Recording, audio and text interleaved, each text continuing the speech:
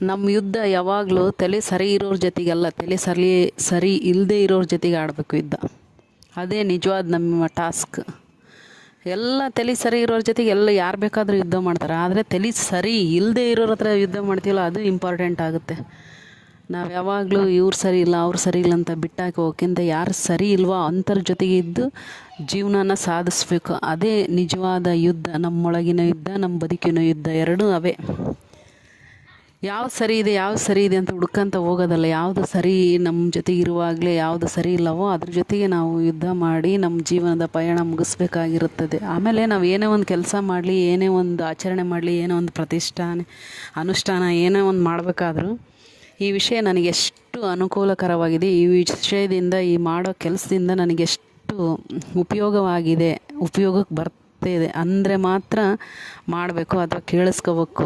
ಇಲ್ಲಾಂದರೆ ಯಾರೋ ಹೇಳೋ ಮಾತುಗಳಾದ್ರೂ ಅಷ್ಟೇ, ಯಾರೋ ಒಬ್ಬರು ವ್ಯಕ್ತಿಯೊಡನೆ ಮಾತಾಡಬೇಕಾದ್ರೂ ನಾವು ಭಾಳ ಜಾಗೃತರಾಗಿ ಕೇಳಿಸ್ಕೋಬೇಕು. ಭಾಳ ಜಾಗೃತಿಯಿಂದ ಅದು ಆ ವಿಷಯ, ವ್ಯಕ್ತಿ ಹೇಳೋ ಆ ವಿಷಯ ಎಷ್ಟು ನಮಗೆ ಅನುಕೂಲಕರವಾಗಿದೆ ಮತ್ತು ಅನಾನುಕೂಲಕರವಾಗಿದೆ, ಅದು ನಮಗೆ ಯೂಸ್ ಇದೆಯಾ ಅಥವಾ ಯೂಸ್ ಇಲ್ಲ ಎಂಬುದು ಭಾಳ ಇಂಪಾರ್ಟೆನ್ಸ್ ಆಗುತ್ತೆ.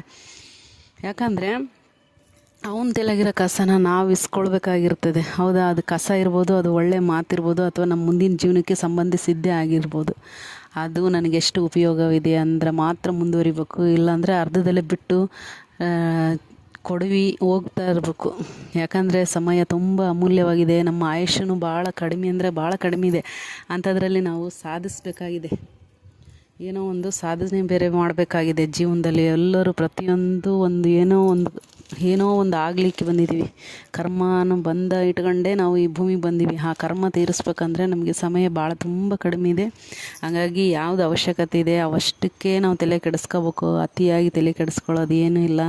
ಆಮೇಲೆ ಯಾವುದೋ ಒಂದು ವಿಷಯ, ಯಾವುದೇ ಒಂದು ಅನುಷ್ಠಾನ, ಯಾವುದೇ ಒಂದು ಕೆಲಸ ಕಾರ್ಯಗಳು, ಮಾಡೋ ಕರ್ಮಗಳು, ಮಾತಾಡೋ ಭಾಷೆ, ಮಾತಾಡೋ ಸಮಯ, ನಾವು ಕೊಡೋ ಸಮಯ, ನಮ್ಮಿಂದ ಯಾರಿಗೆ ನಾವು ಎಷ್ಟು ಸಮಯ ಕೊಡ್ತಿದ್ದೋ ಅದು ಅವಶ್ಯಕತೆ ಇದ್ದರೆ ಮಾತ್ರ ಕೊಡ್ರಿ, ಇಲ್ಲಾಂದರೆ ಬಿಟ್ಟಾಕಿ ಹೋಗ್ತಾರೆ. ಯಾವುದೇ ಕೊನೆಗೆ ಎಷ್ಟೊಂದು ವಿಷಯಗಳನ್ನು ನಾವು ತಿಳ್ಕೊಳ್ತೀವಿ, ಎಷ್ಟೊಂದು ವಿಷಯಗಳನ್ನು ನೋಡ್ತಾ ಇರ್ತೀವಿ, ಕೇಳ್ತಾ ಇರ್ತೀವಿ.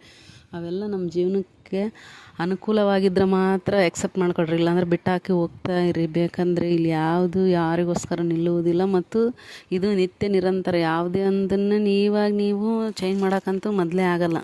ಹೌದಾ, ಯಾವುದೇ ಒಬ್ಬ ವ್ಯಕ್ತಿಯಿಂದ ಇಡೀ ಜಗತ್ತನ್ನು ಚೇಂಜ್ ಮಾಡೋಕ್ಕಾಗಲಿ. ಇದಕ್ಕೋಸ್ಕರ ಸಾವಿರಾರು ಋಷಿಮುನಿಗಳು, ಸಾವಿರಾರು ವ್ಯಕ್ತಿಗಳು, ಲೇಖಕರು, ಋಷಿಗಳು, ತತ್ವಜ್ಞಾನಿಗಳು, ದಾಸರು, ಶ್ರೇಷ್ಠರು, ಬಸವಣ್ಣರು, ಶರಣರು ಎಲ್ಲರೂ ಬಂದು ಹೋಗಿದ್ದಾರೆ ಈ ಜಗತ್ತನ್ನು ತಿದ್ದೋ ಸಲುವಾಗಿ. ಬಟ್ ಯಾರನ್ನು ಅರ್ಥ ಮಾಡ್ಕೊಂಡಿಲ್ಲ ಈ ಜನ ಅರ್ಥನೂ ಮಾಡ್ಕೊಳಲ್ಲ. ಫಸ್ಟ್ ನೀನು ಎಷ್ಟು ಬೇಗ ತಿಳ್ಕೊಂಡು ನಿನ್ನ ಲೈಫನ್ನು ಗೇಮ್ ಮುಗಿಸ್ತೀಯೋ ಅಷ್ಟು ಸಂತೋಷವಾಗಿರ್ತೀಯ, ಅಷ್ಟು ಸುಖದಿಂದ ಇರ್ತೀಯ. ಜೈ ಹಿಂದ್, ಜೈ ಕರ್ನಾಟಕ ಮಾತೆ, ಜೈ ಶ್ರೀರಾಮ್.